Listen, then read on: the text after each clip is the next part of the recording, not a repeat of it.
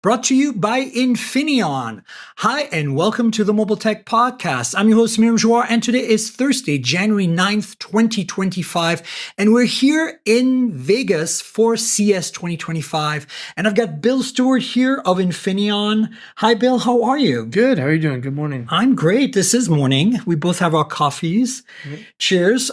So I wanted to chat with you about software-defined vehicles. But first, I've worked with Infineon for a while now, and I really am excited about the fact that as a company that makes parts for the automotive industry and silicon for the automotive industry, you're really focusing on, digitalization and decarbonization first. And I think that's really critical because obviously we're going all electric, eventually at some point it's really happening. And so this is, it's in your DNA right now. And I think that's critical because you're kind of encouraging your partners and, your customers to go that route, and you're enabling them to do that with your technology. Right.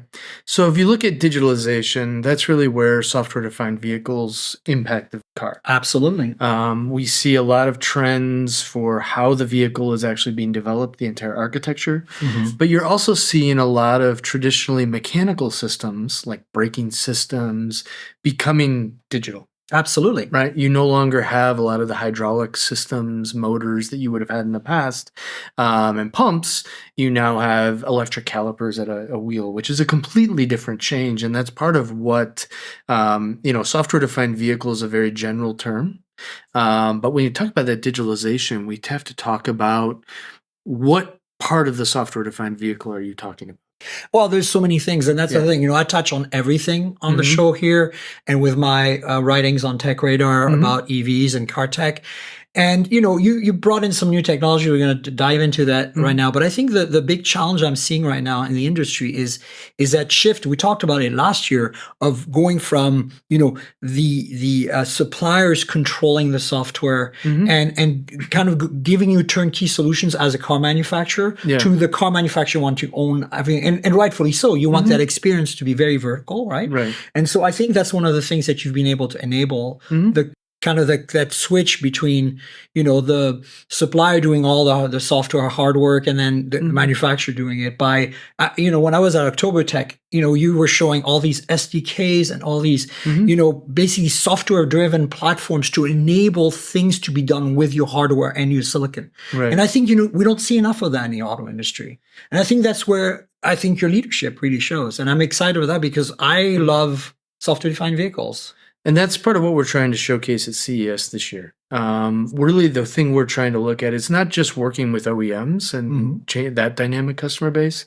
It's also a lot of change in our tier one customer base in terms of what they have to focus on. Exactly. Because a module that they used to do themselves has now been up integrated into something else. Yeah. And so you see where the tier ones are also having to adapt and change their business models at the same time. So we have a few of those systems and reference designs, including software, that we're showcasing this year. One is a battery management system, right? And we did that with one of our partners, Neutron Controls. Yeah. And what they're showing in that is not just the management of the battery itself, but really highlighting the safety aspect of it. Right. Thermal runaway is a big concern with EVs. Of course, yeah. And we have two sensing modalities that we're showcasing.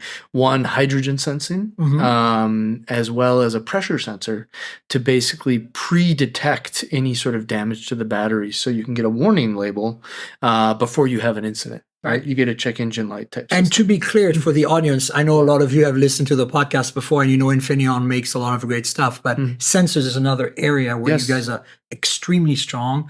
You make sensors that can detect like those oddest things that you can think of. Like I'm from a consumer perspective, things that we wouldn't think about, like hydrogen, right? Yes. And I think that that's very critical, especially today. We don't have batteries. Very few batteries are thermally stable in a runaway situation. Right. So having that ability. The other thing that I think I've seen happen, and I'm not sure if it was Infineon, but Bluetooth BMS monitoring, instead of having all this wiring. Yes. Is that something you guys are working on? Yes, we are working on that. That's an area where right now we're trying to work with our customers to really understand the system level trade-offs of wired versus wireless. Right.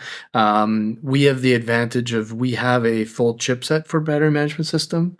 The battery management I see, the processing, the sensing, as we talked about, but also, the communication side of it. And that's really where we can sit down with the customer and say, hey, what are your system requirements? How can we work together to develop a prototype to do advanced technical work, and come up with a solution where they can really determine, does wireless offer the advantages they're looking for or not?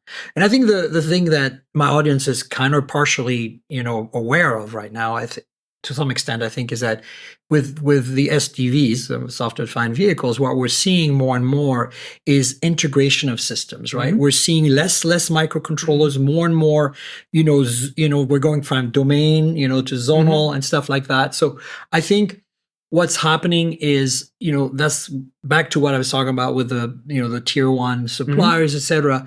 And of course, that drives a lot of the innovation we're seeing. EVs is as well, but I think, we're seeing the integration of the software at all levels. It's no longer these tiny little ecosystems of software all over the car. It's one big thing.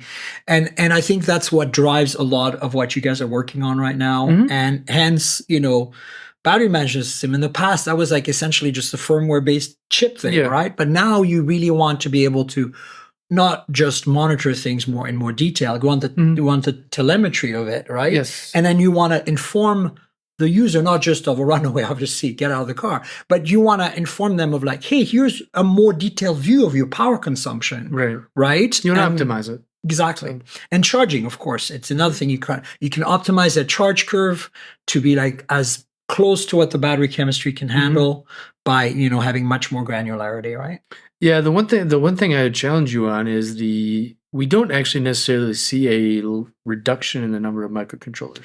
No, but I think a centralization. You see a centralization into the zone and central compute modules, but you still need actuators to do the functions. Right. I'm thinking more of like heavier duty computers, right? Like you get the higher end. Like when I talk to Rivian or others, they say, we've gone from like 27 ECUs to whatever. Those numbers are not accurate, but I think that's happening industry wide, and it makes a lot of sense from my perspective as an end user who understands the tech behind it, right? Yeah. But I think a lot of people, it's not intuitive at first. They're like, well, yeah, but it worked the way it was working. CAN bus was just fine. Why are you doing Ethernet now? Yeah. Well, because we need to carry camera data to the ADAS system. We need to carry audio from the microphones. It's way easier to have a single bus to do all that than have all these individual wires for all these analog devices. It's all about reduction of complexity. And weight, right? Yes. Less wiring, the less parts, so less, the more you integrate the electronics, right? Yep. So what was the other things that you show here at CES? So a couple other key things we're showing. We have a zone control reference design that we worked on with another partner, Flex,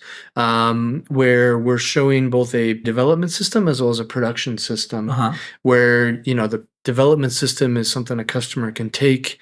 They can utilize a full chipset. It's got more of a breadboard setup so they can make their own adaptations to it. And then we also have more of a production ready system that can be used if you actually want to do testing and really test something out in a vehicle.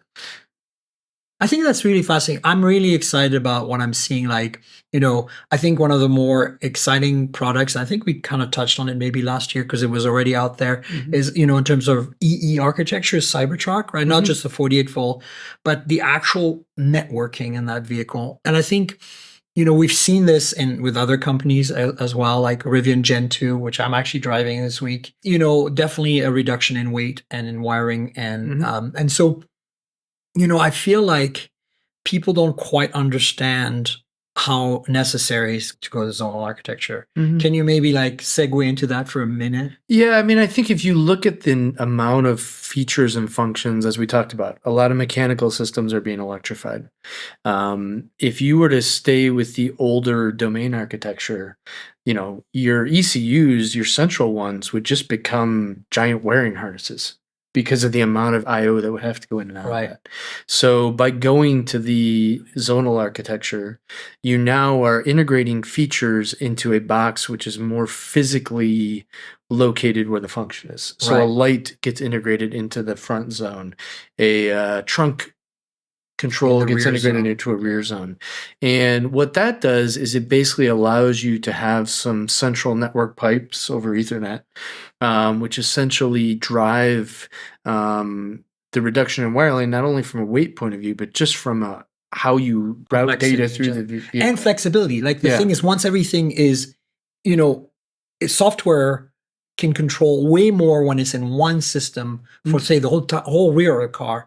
Because now you can say like, oh, we can enable this new feature where this sensor in the rear of the car talks directly to this actuator. We never thought they would talk to each other. Right. But now we can connect them not just with wires, but with software. Yeah. So you can have things like, instead of using a sensor for the foot for opening the trunk, you can now use the rear camera, for example, right? With like some kind of AI machine learning image recognition. I see a shoe. I see it moving. Turn on the thing. Yeah. And I think that's the thing people don't understand. It's like, I think we've seen this simplification of the number of sensors and actuators because we have the ability to have zonal architectures. But I think to some extent. the thing that is important to remember, though, is we're shifting that complexity. That's what I mean. Right? You're not into the software. You're not reducing complexity. Right. But as a software engineer, for me, it's like, like I studied hardware, so I love good hardware. But I'm just saying, like, having that flexibility where you don't have to as a ton of value. Build a new chip, wire a new thing up, but you can just be like, oh, let's code up some stuff to go.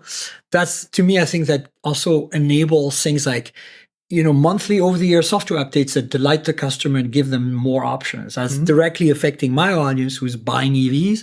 It's like the reason you see some of your, the companies, the vehicles you own getting new features is because zonal architecture, because of all the stuff we're talking about. Correct.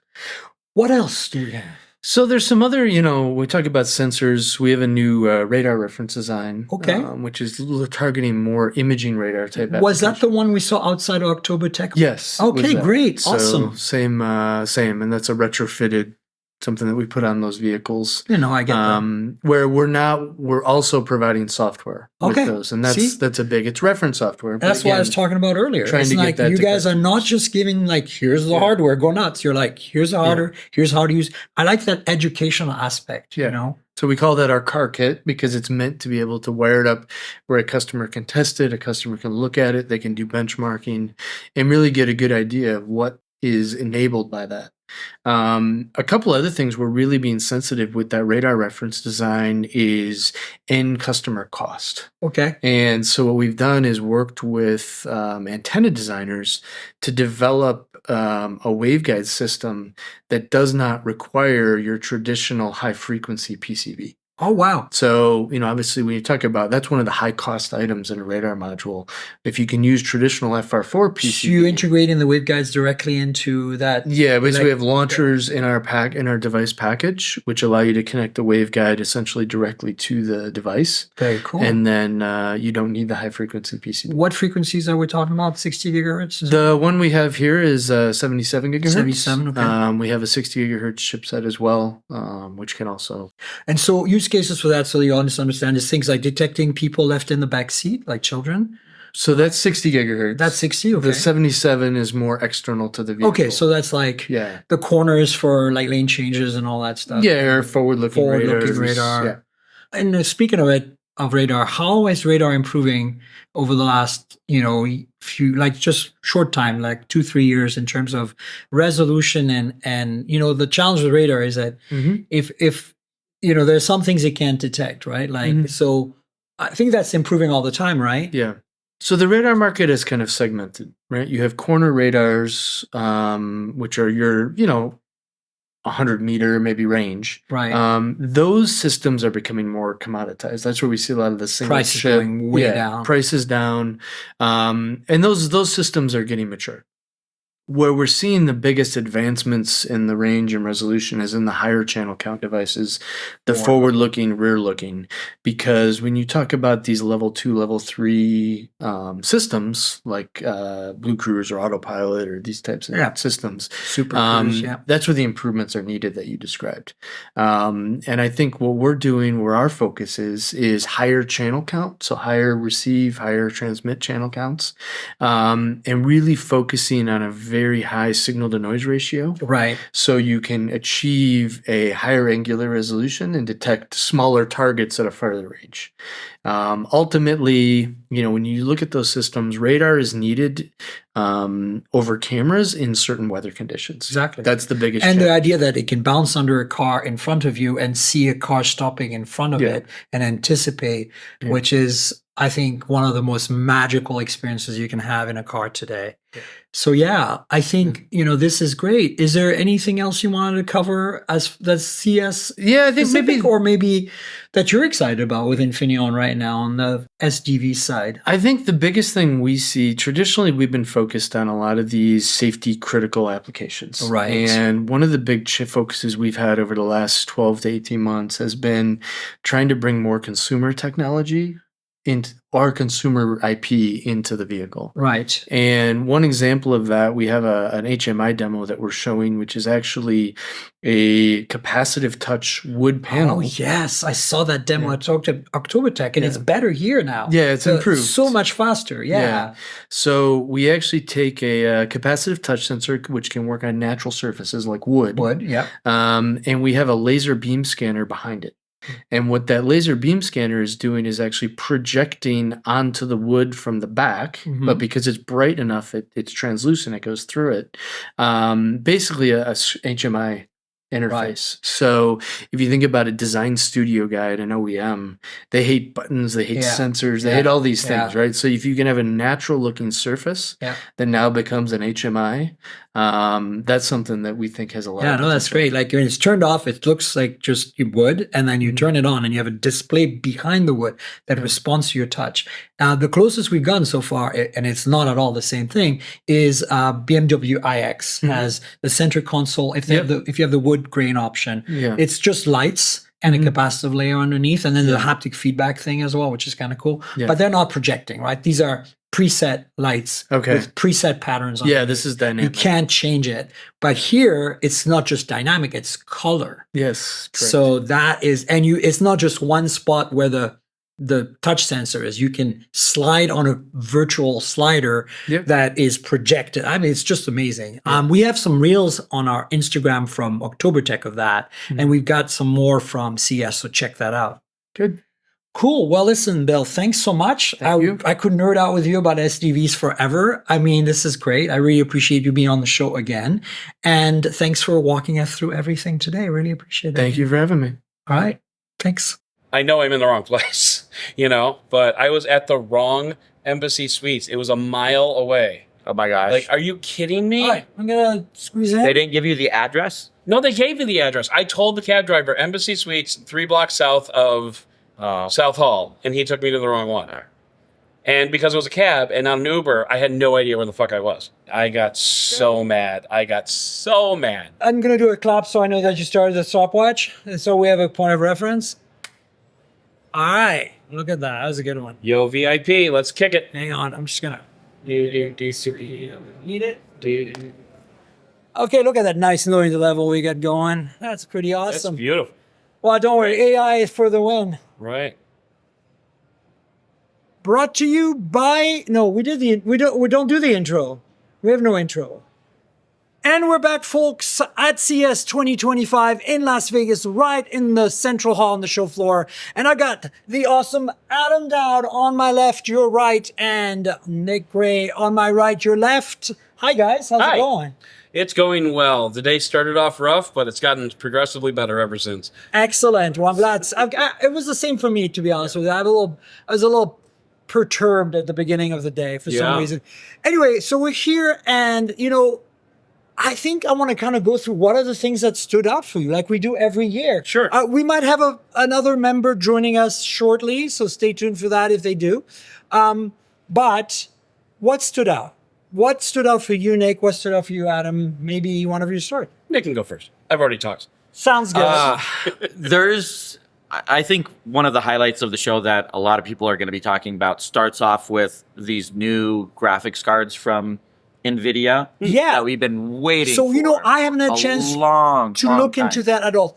I heard about also they're doing some sort of portable, like, computer game unit thing. So a lot of the companies are focusing on handheld gaming devices, stuff like that. But like we've been waiting for these new graphics cards from NVIDIA for, desktop GPUs for like 3 years now, right? Since the last generation. So we have the 50 series, all the way up to the 5090, which is like a $2,000 graphics card. Right. And of course, they're pitching, we have all these AI capabilities and how much we can process per second. And I'm like, don't care about any of that. I just want cool graphics on my computer. So it's nice to see that. But then with that, we got all the OEMs releasing new gaming laptops with built-in NVIDIA chipsets. And I can't wait for the springtime for that to come along. But yeah, lots of new this has turned into a laptop show. It really has. So many new laptops. It really this has. year. It really is. It's kind of amazing. So, market, I'm going to move the mic. It doesn't look like Niraj is going to join us. I'm going to move us here, and I'll crop the video, which is just easier than moving the camera right now. And also, we'll have a little bit more headroom because right now you're peaking a bit. Me? Which is, I was just surprised because considering I am loud. Yeah, it's fine. Now my body's in from the way. diaphragm. Anyway, it's totally fine. We're good. All right. Mark. Okay, so you know what? I'm excited to see the laptops too because like Asus, personally, I'm super excited about the ZenBook A series. Yeah. A14. Yeah. The A14 looks really nice. my God. You have to get the marketing term in there. Ceraluminum Well, finish okay, yeah. on the Ceraluminum. top, the deck, It's- and the bottom. But it's only $899 starting. Yeah, the base know. price is $899. Yeah. And is it kind looks of like low. a MacBook Air, like Yeah. built like one. It's beautiful. I will say this though, it's nice that it's metal, and I like the nice finish. And we saw it last year at IFA, the A14 or the S14 with the ceraluminum top. Top, I have and then that it had one, the actually. etched finish on top. Yeah. There's no etched design on this one, so it looks and feels just like a soft touch rubber almost, The but whole it's thing. metal. It's Right. a ceramic aluminum finish. It kind of feels like, unless you know it's metal, it kind of feels cheap Right. to that point. I'm like, this is. It felt like plastic the first time I touched it. Yeah, it feels like it feels like a soft touch plastic, but it's nice. You don't get fingerprints on it. It doesn't get smudges. Nothing sticks to it. It's really nice, but it just doesn't have the luxury feel of the S14 that launched a couple months ago. With that, Sure. you see the etched finish. But I think on it's it. appropriate for what they're trying to do, which is Yeah. $899 Snapdragon X yeah. powered. I think it's Snapdragon X laptop. Plus. Yeah, it's plus, I think, but depends on the market. Some markets are getting a Oh, little. Also, Yeah. they have there's a couple different variants and based off of I the think market. aren't they getting an X series too? Like just a straight X series that Qualcomm announced here? No, it's plus, but it's 8-core. Oh, okay. Okay. I believe, yeah. right? Well, and then along that line, Qualcomm announced some new chipsets for their laptops as well. So they're because of that, they're getting cheaper. We're not stuck on the high end with Right. the X Elite. We're actually getting some more budget conscious devices that is going to let Qualcomm kind of enter the market with the ARM architecture. Can I tell you about the laptop that I'm excited about though? Yeah. The Lenovo ThinkPad Rollable. Oh my God. It's coming to I thought- market. I know. Oh, you got to get the name right. Yeah. The ThinkBook Plus Gen 6 Gen 6. Rollable. Right. And to be clear, this is Gen 1. Right. I don't know why it's Gen 6. Yeah. but I was it's wondering that. the worst name ever. No, because I've had ThinkBook Pluses. This No, is- but it's not the Gen 6 Rollable. Right. No, It's- right. it's a- Right. Yeah, the Rollable is Gen I 1. think it's all the concepts that become production that are odd, like the one with ink before. You remember? Yeah. Those are always ThinkBook Pluses. So this is a Okay. 6th gen, and but not a rollable. So it's 6th gen. the 6th gen of the family of Right, devices. but the first gen of the rollable. It's just so confused. Like, I would just call it the ThinkBook Rollable. Right. So you know Right. what I like about that thing is I like the fact that it's coming to market Mm-hmm. as a viable product. It is $3,500, which is a lot, but it's not $5,000. Right. And so it's possible to conceive of owning that, like some people have Vision Pro. And I think it really, what I'm most excited about is that they're actually ballsy enough to go ahead with it. Yeah.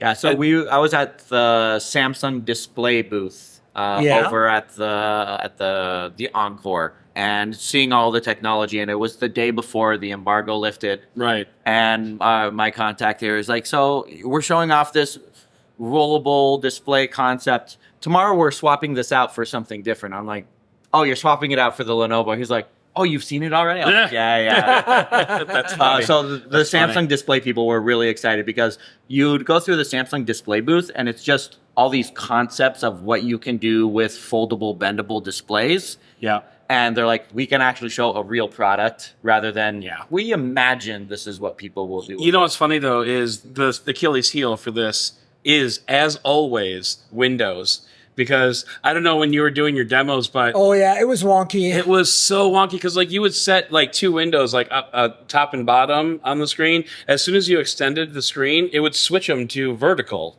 And you know, similarly, if you set two windows vertically, when you expanded it, it would just basically just flip the orientation. Yeah. For some reason, there's no rhyme or reason behind it, but Yeah, I it's- mean there is rhyme or reason. That's what it does, but there's no reason. It's one of those things where you would hit the button and depending on which screen you were on, half of your screen would go away. Like if you had a window that was full screen, because what it does, as soon as you hit the button, it goes into the system settings and changes the resolution of the display. Right. Instead of saying Right. you're 16 by 9, you're now whatever, and it's I vertical don't instead of think horizontal. And Windows so is not designed for that dynamically, though. Windows so is it's not that- dynamic. So like, it's you would think because the screen is rolling up that the UI would roll up, but it just resizes the UI and then it hides half of it underneath and then rolls it up So to you. Right. when I used it, So weird. I had my website in, I guess, whatever their web Edge,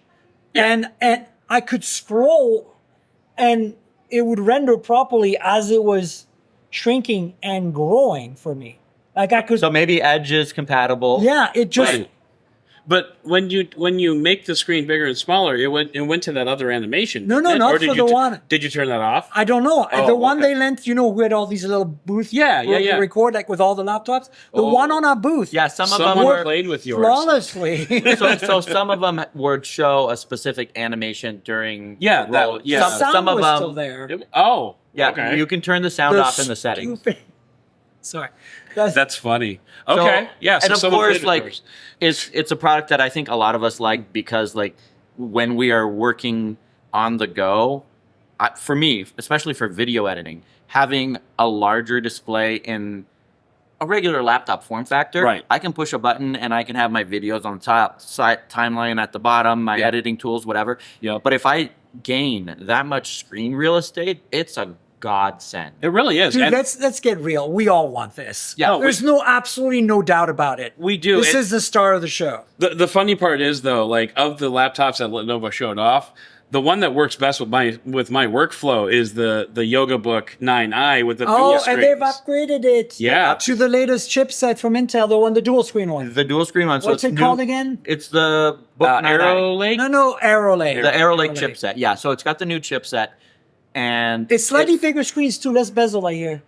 You told me that. I could Because when I picked it up, I was like, it looks bigger than mine. The He's screen, like, the screen "No, is bigger. it's- It went it's from not." 13.3 to but 14. the whole Okay. thing is thinner though, and so much So it is lighter. bigger. Yeah. Okay, Yeah. because he said, no, chassis is the same, the screens are bigger. Yeah, And I'm I like, mean- so there's less bezel.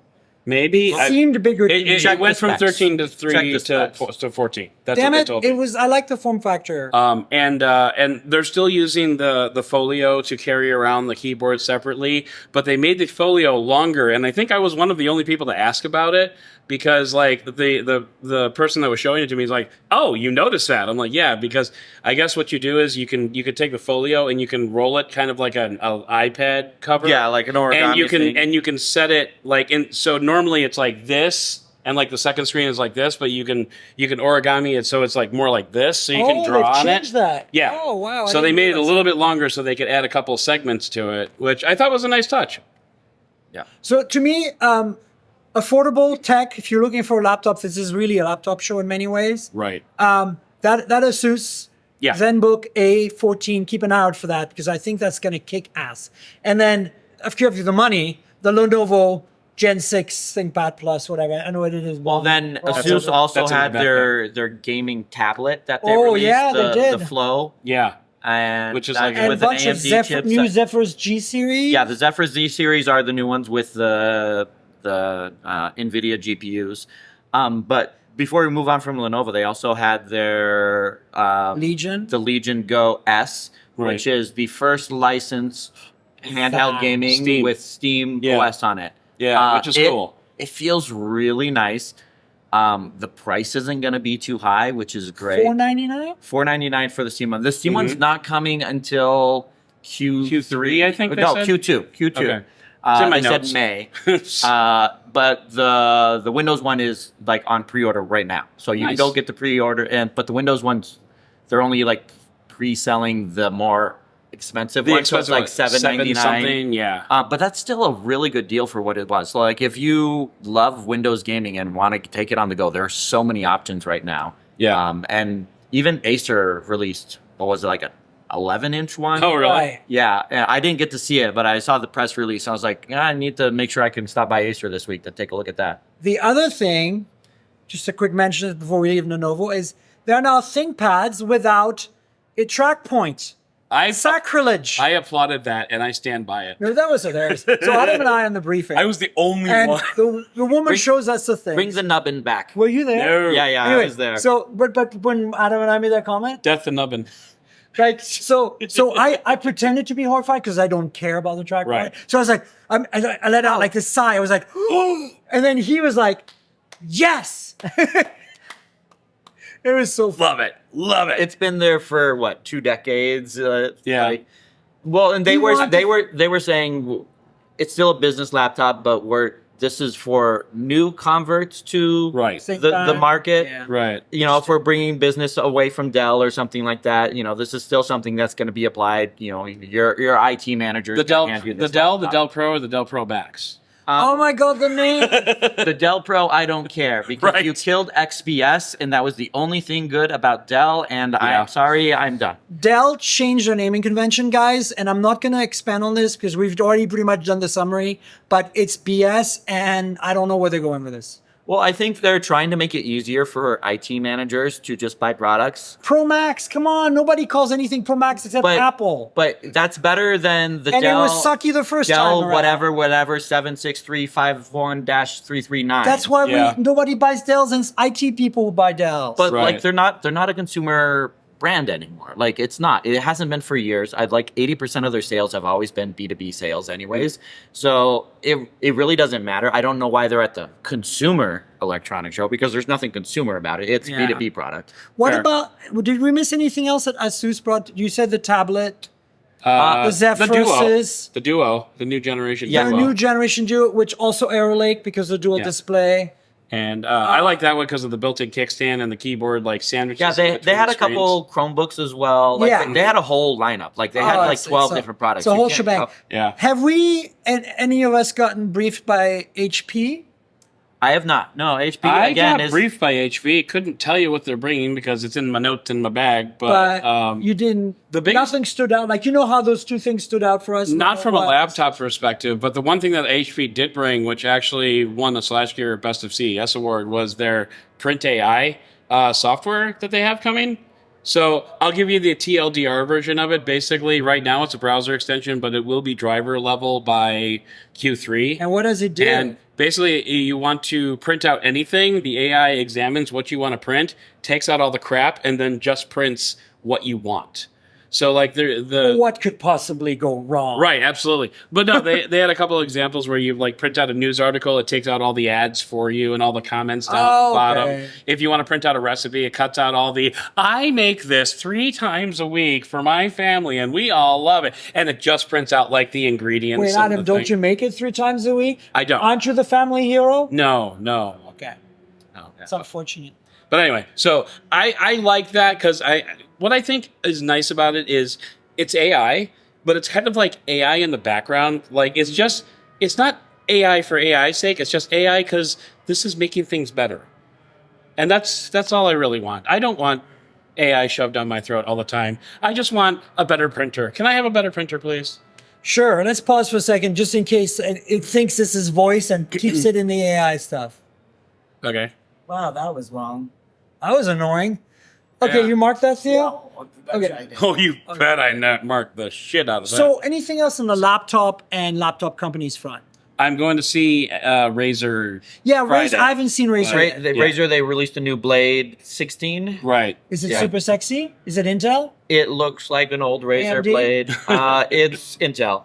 Intel. Yeah, they haven't gone the Qualcomm route yet.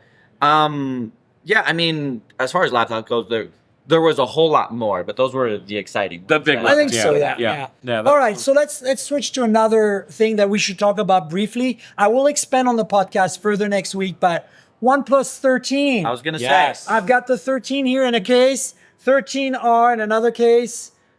These guys are fantastic. They are great phones. Stop. What the fuck, sweet Caroline? We don't care. If you don't, FYI, I've got 2 minutes, so you may as well just talk me out the door. All right, I'll walk you out the door as soon as this. But What are they singing? Is it karaoke? There's a speak karaoke. lines. It's that goddamn song that's at the Yankee. No, I know the song. I'm just saying, why is it happening? And why is it? picture. Why are we in a broadcast tower with an open ceiling? I guess is the big. Why are the question. broadcast towers an open ceiling with this karaoke thing next door to it? Yeah. Some thought could have been put into that. All right, can we be done with Sweet Caroline? And Maybe. I think so. I think we're good. So. all right, we'll start again with the OnePlus stuff, you and I. Well, Adam, Yep. you got to run. Yeah. Thanks so much for being here. I don't touch. Do you want to quickly tell people where they can find you? Yes, I forgot this last time I was on the podcast. Benefit of the Doud, youtube.com/benefit of the Doud. I talked about everything except for that. I need a written script because if I don't have a script, I suck. So yeah, youtube.com, benefit of the Doud. Me and my podcast partner Cliff will be reviewing the OnePlus 13R, so that'll be fun. Sweet. And which you're about to talk about.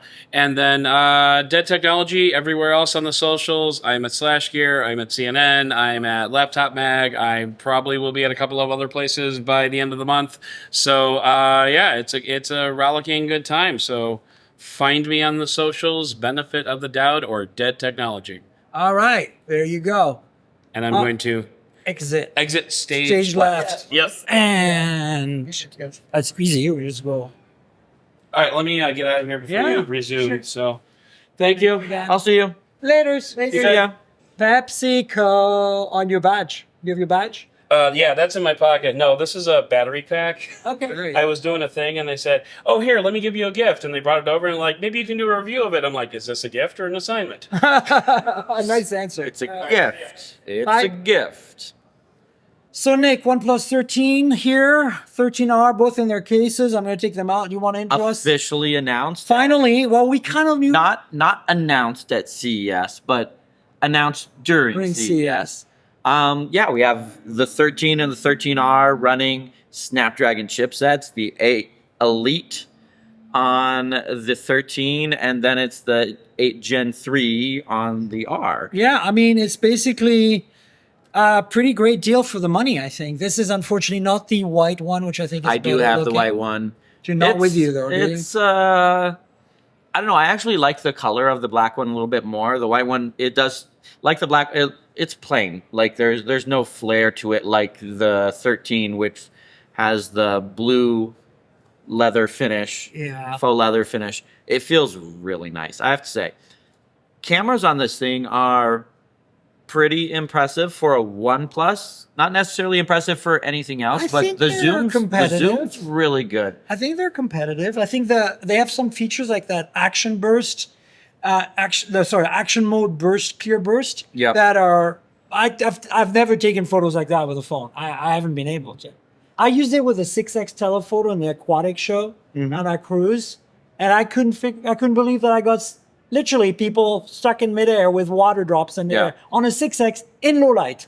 Yeah, I mean it's good. I will say that for a OnePlus, it's incredible for a phone. I'd say hands down the best camera that they put on the phone. It's it used to very- be the Open. The Yeah. Open was the best one we'd had for a long time, and then this takes it to the next This level. is very similar to Find X8 series. Despite a different ISP, I feel like they are very close, very, very close. And it's interesting because the camera system in the 13 is 3 of the 4 cameras of the Pro. It's not the camera system of the base Find X8. My one complaint though with camera system is still, and this goes pretty much across the entire BBK group, selfie cameras. It is a pain point. It's okay I for took photos. a good photo, though, with it. It's okay for photos. Oh, video. And then you switch it to video, and it just falls flat on its face. Okay, I'm Like not judging it for video because I don't care about video. But like the exposure That's why I levels, have an iPhone. yeah, the exposure levels and the dynamic range are just really bad. Like it wants your face to be as bright as possible, blows out the background completely, and if you're trying to use it for anything besides a video call, it's not a good experience. I agree. I think that video. I mean, the one thing that's cool about video is you can do 4K 60 HDR on every sensor. All sensors, which even is the selfie impressive, camera. yeah.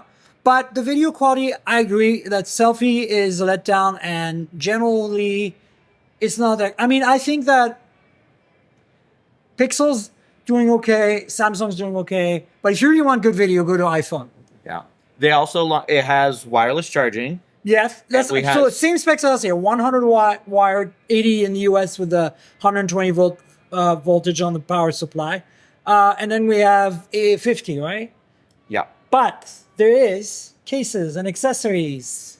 Yeah, so they're making a big deal about we have wireless charging with magnetic wireless charging support. It supports Qi 2, and I'm like, so you made a case with magnets in it? Like I have a Pitaka case for my Pixel, and it has magnets in it. You're using a case on your Pixel now? Yeah. What is wrong with I you? came to the trade show because everyone's showing up with Qi 2 accessories. And so they're like, oh, yeah, this is for the iPhone. And then I pull this out and I'm like, no, it works for my phone too. So I'm testing it out with my personal phone as I'm going through the booth. So that's why the only reason is because Shout out to Pitaka, who also supplied me with a 9 Pro XL case and supplied me with an iPhone 16 Pro case. They are the best, in my opinion, thin cases you can buy because they have MagSafe and they're carbon, essentially, aramid fiber, but they're super thin. And for us who don't really drop our phones that often, it's just the level of protection you need to not get scratches and keep your resale value high. You're welcome, Pitaka. Non-sponsored post. Exactly. Get in contact with Miriam for a sponsor. You know what's a bummer though? Their 9 Pro Fold case is only a half case. It's only the MagSafe back. I'm 100% okay with that because for the fold cases, I never put the front one on because I think it just ruins the aesthetic. So I have the back one, the Pitaka case on the back on the fold, and I'm like this, and it's so thin you can't even tell it's there, but it adds a splash of color to it, and I'm like, oh, this feels They're colored really nice. things. Like I have the old Pixel Fold, the original case, and it's got like different inlaid fiber. Yeah, the fiber colors are different. They have them called like sunrise and stuff like. So they go from like reds to oranges to like a violet. Yeah, and the green one over there is really cool on the iPhone. But anyway, thanks to Pitaka. I should go to their booth. Yeah, we They should should have some swing new by stuff. their booth.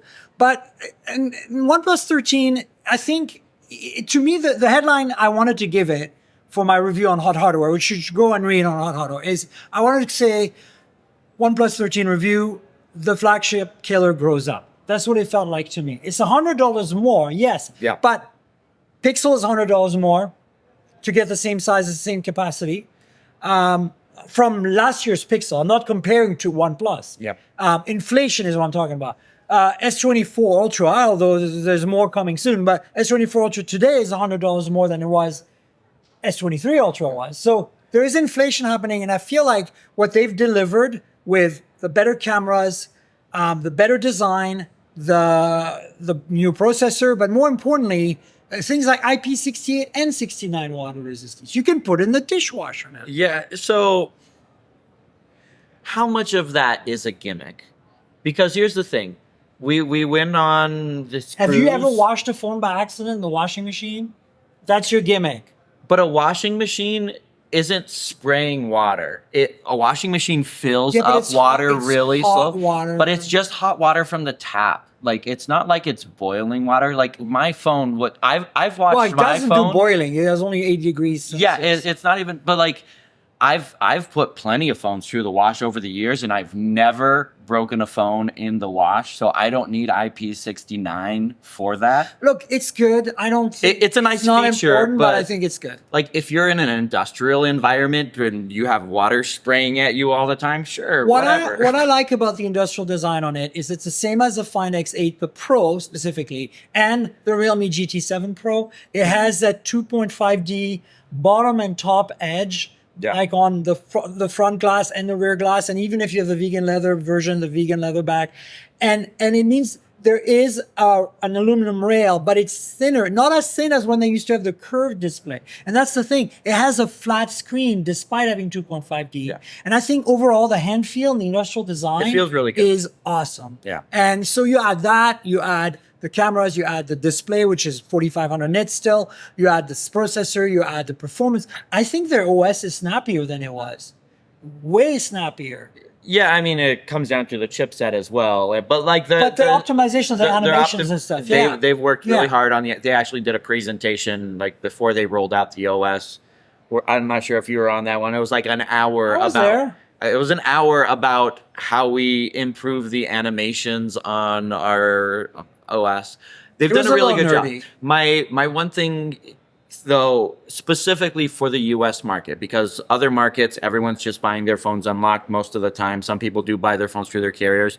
OnePlus is still trying to say we can go it alone in the U.S. It's a market. rough one. If you go back to OnePlus's best years, 2 years in the US is when they had T-Mobile. phones on T-Mobile. That's when they sold the most. That's when they're actually gained market share. And they've reverted since then without carrier support or carrier sales in the US. If you can't buy it from a carrier, I don't want to say it's irrelevant because it's not, but you have to specifically know that you want this phone and you need to go to oneplus.com or they're not Best even Buy, doing. They Amazon. are doing, yeah, Best Buy and Amazon. But like, you have to go look for it. No one else is going to tell you you should buy this phone. You need to know already that you want this phone, and that's a hard sell in a market where 95% of phones are bought through a carrier And subsidized because and subsidized. Yeah, And yes, you can get it subsidized at Best Buy because they add a plan to it, but it's not the same. it's not the same. And No. it reduces OnePlus's opportunities. Yeah, and I would love for more people to own this phone, but it's going to be limited because of their distribution model, and until they change that, it hurts me a little bit because there could be so many more people using a great phone, and they're just not because they don't know where to buy it. Nonetheless, for the audience I have here, the tech-savvy early adopters, if you're You looking guys know. for a bar phone and you don't want a Pixel, I think this is it in North America. And I'm serious. Like, forget Samsung. Like, I don't think it's in the same league. I'll say this though, like Also, Samsung's a Euro. If you're buying a Pixel because like you like the software Yeah, experience, that's one thing. But like if you don't care about cameras, I'd go with the 13R. I think that Because C13R. I'd go with the 13R because it's significantly cheaper. You get all the same software features. The phone still looks good. And the 13R gives you still incredible, like even if you are doing gaming, I don't know. We always talk about these benchmarks and people. 8 Gen 3 is perfect for gaming. 8 Come Gen on. 3 is still fantastic. The battery life isn't going to be as good, but it's still going to give you all day battery life. They both have 6,000 milliamp hour batteries, right? Yeah. And Both have fast 100 charging. watt charging, right? And then there is just wireless charging missing from the R. Yeah. Also, the R has a 2x telephoto without OIS instead of the 50 megapixel 3x awesomeness. But you're right. I think you make a good point. And the prices are $599 for the R, right? And that's with what, 12 to 56? I believe so, yeah. Yeah, 12 to 56. and then $899, 12 to 56 for the 13, and $999 for 16, 512, which I think is a good deal because then you get a lot of storage. And they're giving it for free for the first like month or so. Yeah, you get the free storage and RAM upgrades for the first 30 days. So look, I think for me, if I wasn't obsessed with the Pixel software, even the camera doesn't offend me on the 13, to be frank. I think it's very solid. I will say Pixel software is my favorite. BBK Group, everything besides Vivo is my second favorite version of Android. 100%. And so like I love the feel. Honestly, Although the only nothing is in there somewhere. nothing is in there, but The one thing that would make the OnePlus software a little bit better for me is because on the Pixel software, you have the Google search bar at the bottom. Yes. Below the apps. Yes. I want Google to give that to everybody else. I mean, they could put it into their app launchers, whatever, but I want them to do that because that's the thing for me. I don't want my Google search bar right above it because it just messes up my home screen. Me being picky in the least, but you know. That's a Pixel launcher thing, and it's great. Look, let's talk about maybe automotive if you've had a chance to explore stuff. Oh, because I have a lot to talk with. You start with one. So the Afila EV1. All right, you're in love. You're getting one? So I got, no, I've not put in my $200 reservation quite yet, but I got to the tour yesterday, and I'll say they've had it here, 2 or 3 years with their, I feel like it's 4 years now. Their concepts, right? Yeah. I think the first year they're like, here's the thing we're going to do. And then the next year they showed up with a new car, and then they showed up with another new car. And now we're finally getting the production intent vehicle. They're still saying it's still a prototype in what it is, where there's going to be some last minute tweaks, but the exterior design is what it is. But it's got LiDAR built in on the top. It's got cameras built in. It should be able to self-drive itself. Individualized Sony audio pods for the passengers. The display up front, the passenger can watch a video that's blacked out so that the driver can't see it. Yep. Like, the technology in there is really good. And I love the does design. this too, by the way. I know, but like the overall design of it, like I love the look of the car, and I love the tech in the car. My biggest concern is they've announced the price, which I personally don't care because I understand the XEVs are expensive. My $90K for a car that is about the same size as a Honda Civic or a Model 3 is a tough sell. I would say, especially a sedan. I would say it's bigger than the Model 3 though. It's slightly wider, a little bigger, but not much. The biggest concern I have is the EV performance numbers, not in terms of driving performance, but maximum charge rate, 150 kilowatt, maximum range, 300 miles. Those are 2022 specs, and it's not shipping until 2026. Here's the thing, it's going to be obsolete as an EV. Here's the thing, those are like the projected numbers because they didn't announce the battery chemistry. Okay. And because Honda is actually building the thing, right? Right. Honda has they are right now constructing their solid state battery production line. Yeah. Their production line that's going to be online by the end of this year. So they didn't say the chemistry, and those numbers that they shared were probably the numbers that they've been sharing for like 2 years. Those are obsolete numbers. But like those are the numbers that they've shared for the last 2 years, right? They haven't changed. So my intuition is saying this is actually going to be the first, because a Honda vehicle with solid state batteries is going to be too expensive. This is going to be the first one with a solid state battery. So those numbers that they shared are going to be completely different from the production. I hope you're right, because right now, solid state still pie in the sky. It is, but it is pie in the sky. It's been pie in the sky for a long time. But I think that's one of the reasons why the they said mid 2026 for. So look, I love it. I just am very skeptical because I've seen so many of that vaporware stuff going on where like Fisker was like this too, right? Yeah. Like now Fisker is his own problem because Henrik Fisker is a problem, and he fails at business. But Fisker, the car itself was really sound, but the price was ridiculous. They shipped it too early, so the software was really terrible and buggy and problematic. What was the price on that? It was like 100? No. It was in the 65, 75. Oh, no, sorry. I was thinking You're thinking the Karma, the original. Karma. Yeah. No, but I'm talking about the Ocean, the one that, left a lot of people with bricks. Not bricks, but very, zero value used cars. Look, for me, there's a few things that got me excited here, and maybe a few other cars. So let's pick one to start. I'll talk about BMW a little bit because the Neue Classic cars are being exhibited here. These cars are coming to to at least Europe sometimes later this year, probably in the middle of the year later, it's like Q3-ish. And that's kind of amazing. This is Neue Klasse originally in the 1970s was what made BMW who they are today. The legacy of BMW, when you think about the cars today, started in the 70s with an original Neue Klasse, where they were kind of struggling as a German car maker, and they decided to like really be innovative and create something unique, and which eventually became the 3 Series, etc. And so here we are. They're redoing Neue Klasse basically because they're realizing that they're not doing so great. They have a solid lineup of products, but most of them are IC hybrid.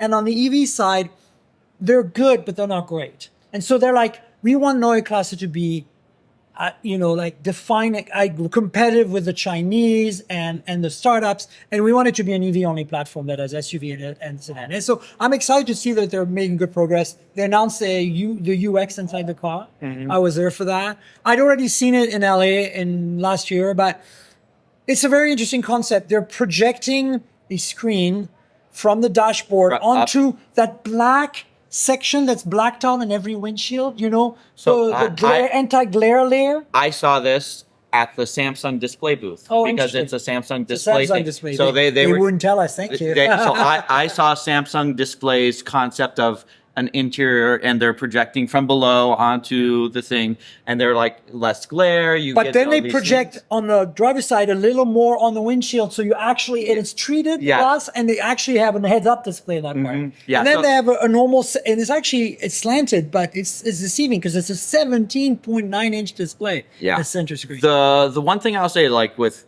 BMW, Mercedes with their EVs, my issue is that people who buy BMWs and Mercedes buy BMW and Mercedes, but that's their market. Like, there's not that many new BMW owners. Like, you buy your second, it's your an third, established your fourth, audience, and they have to find a way to change it up a little bit to bring new life into the brand, because people who want a BMW buy a BMW, but that's it. No one else is buying the brand. And so people aren't jumping from Mercedes to BMW to something else. They are stuck there for life, but they need a gateway drug to pull people in to get them to these nice cars. They don't have that gateway drug, something that's a little bit cheaper for a younger audience to come in and then graduate to. Yeah, and I think there's an opportunity in the industry right now to capture all the, myself included, Tesla drivers that are fleeing and are used to a very high standard in terms of technology and performance and everything else. And I think that's the opportunity. What is interesting before we move on is that we are, this display, you can, there's widgets on the main screen that you can flick to wherever. There's 6 slots. To different areas. So you can put what you want, what is my ETA? What is my, outside temperature? And these widgets are more complex than that, but you can customize at any time. And then of course you can have these, change them, these, when I'm driving on the countryside, give me these widgets. When I'm driving in the city, give me these widgets. When I'm another driver, give me these widgets. And it's kind of well thought out. I have to say, the proof is in the pudding. Until I get a Neue Klasse car to drive, I will be able to really judge. What else? I haven't seen it yet, but tomorrow I'm seeing the production intent Aptera. I was just there. How is it? Because I'm really excited for it, because I've been following the production for years now. So there are 2 things going on. At their booth, they have a roller, basically. It looks good from the outside. You step inside, you start seeing that it's just basically a model, right? It doesn't drive. Yeah. It has a motor, but no battery pack. It has a screen that's really washed out. It's just showing the UI. It's very basic, but it shows you what it's going to feel like to sit in it and how comfortable it is. And that's the whole space. They've finally finalized. But they also have cars that we can drive, and I'm hoping to get a drive. And right now they don't have them here. So you have to plan schedule something in advance. But that will really be the truth, because Aptera is really interesting to me because the car is covered in solar panel. They're all about efficiency. They only have a 40-ish kilowatt-hour battery, which is really small. It's all carbon fiber and super lightweight aluminum materials. How much are they saying they'll gain per day with the solar 40 panel? miles. 40 miles per day. And they've actually put a shell of an Aptiva with the solar panel on a roof of a building. Just to see what different it'll locations geographically, like rain, places that are rainy, places that are sunny, to kind of get, and they're promising an average of 40 miles per day. That's the thing. If so you your can 40 miles you drive, you get back. Well, it's like if one day you drive 10 miles and the next day you drive 100, like if your average is 40, you might never have to charge your vehicle. No, and then, it's a three-wheeler. It's a little cramped. I mean, so if you're looking for a roomy, this is really going to be a car to run errands. This is not a car for long distance, and not because it can't. Well, I mean, it's simply because it's not going to be. This there's could not be a lot your of storage. city There's car. Two seats, right? That's Like it. if you live alone, you don't have a family, exactly. and you it's got a little trunk, right? Yeah.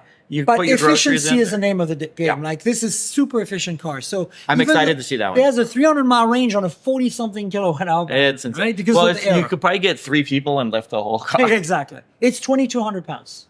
Well, that's Which like is but it's insane for an EV. But that's like heavier than my like Honda Civic from like From 10 years ago. no, that 20 years ago. 90s. my 92 Honda Civic SI. Yeah. So, other things that I want to mention, because we are running out of time, is Zeekr is here. Zeekr is a Geely-based Chinese manufactured brand. Okay. And they also own, Geely owns Polestar and Volvo. So check them out. They're right across from Oshkosh in West Hall. And the cool thing about Zeekr is that they're making the first proper robotaxi for Waymo. Okay. They're the partner for that. Oh yeah, and- they're okay. So that's the So Yeah. I've seen the. But they also prototypes. have their awesome cars that you can't buy here, but you can buy in Europe and Asia, and, Of course. and on display. And I'm pointing that out to you because I'm a big fan of what Geely, the parent company, is doing with Volvo and Polestar. But I think Polestar doesn't understand itself as a brand because people see Polestar as just an electric Volvo, but also there are electric Volvos that are essentially Polestars. So how do you draw the line? How do you get the customers? And that's why Polestar is not doing so well with their sales, because I think people don't understand the brand. The company itself doesn't understand the brand. What I think Geely should do is bring Zeekr in and make Polestars Volvos. And then that would make sense. Everything would work again, Yeah, we'll have to see how that plays out. Yeah, it's hard when you have two brands that are sibling brands that don't really have any differentiation between the two. Any final automotive thoughts? Not on the automotive front. Any final thoughts? Any final thoughts? Anything that stood out? Because we haven't talked about home automation. There's a whole lot of other stuff. Govee has so many new RGB lights and different combinations. Like if you like doing RGB lighting systems in your house, they've got a whole lot of that. Robot vacuums. You're the king of robot vacuums. SwitchBot has a new robot vacuum modular platform where the robot vacuum is used to drive around a platform that sits on top of it that also allows you to put a fan on top of it or an air purifier or a webcam, and then the robot vacuum's LiDAR is used to drive these things around your house and monitor your house or to purify the air in all the rooms of your house. And there's a battery system built in. I have no clue what the price is, but it's insanely cool. Probably not really practical, but it's nice to see some innovation in that space. And then Roborock has a vacuum that, you leave your things on the floor in the house and the robot vacuums go around it. This one's here is programmed has a robot arm that comes out of the body and picks up socks. I saw that. And then it'll take it and put it into a basket, and then it'll vacuum your floor afterwards. I was talking to one of the product managers, and I was telling him, we have a cat. My wife will fold our laundry, and she leaves them in the basement, and the cat, if I don't pick up my clothes and take them up to my room, she'll go in and she'll get my folded up socks and carry them around the house and play with them. And so we'll wake up in the morning and there's a pair of rolled up socks in the living room, in the entryway and stuff. I was like, I want the robot vacuum to go at 5 a.m., monitor and pick up all my socks and put them away because my cat played with them all day. That is awesome. Well, that's a great way to end. There's so much more here. We saw crazy stuff at PepCom Showstoppers and Unveiled. We'll have some reels on our social media about the crazy stuff we saw. Scout Motors is here, which is a Volkswagen derivative brand that does very much the same kind of EV as Rivian. Who else? There's a whole bunch of Honda has their prototypes here again of their EVs. So yeah, stay tuned for more CS stuff on our social media. And Nick, tell folks where they can find you on the internet. You could find me personally at Nick M. Gray on Threads or Instagram, or you can find my work that I'm doing here at CES and other times on Fandroid.com for me and my team, or social media, Fandroids with an S. And folks, read Fandroid. It's awesome. And you know where to find me. I'm at Tankrl on all the social. TNKGRL, just like the comic book character. Drop all the vowels and you get my handle. I'm on Blue Sky, Threads, Instagram, that other place that everybody hates. And yeah, so follow me, talk with me and Nick on our social. And remember, the podcast lives at mobiletechpodcast.com. We're on all the platforms, so please subscribe, tell your friends. Rate or review the show if your app lets you. There's a YouTube channel, youtube.com/mobiletechpodcast, where you can get a bunch of videos. So check that out. You know how YouTube works. Like, subscribe, tell your friends, click the bell. And finally, there's a Patreon if you want to help me out. Patreon.com/Tankrl. That's patreon.com/TNKGRL. You can get a video version of this podcast, see us in person every week in advance, a day in advance, for $5 a month. So if you join the Patreon every week, you get something. So sometimes you go over and I leave that extra time in. Sometimes we have bloopers and fun things. So please consider helping me out on Patreon, patreon.com/Tankrl. And I want to thank our sponsor, Infineon. Infineon is a global semiconductor leader in automotive, power systems, and IoT, and is committed to driving decarbonization and digitalization together with its ecosystem partners. And Nick, and also Adam, who left, thanks so much again for coming all the way to the madness of Central Hall. Thank you for having me. It's a pleasure as always. Thanks, Nick. We'll have you on again, and folks, we'll have another show next week. Cheers, everyone. Bye.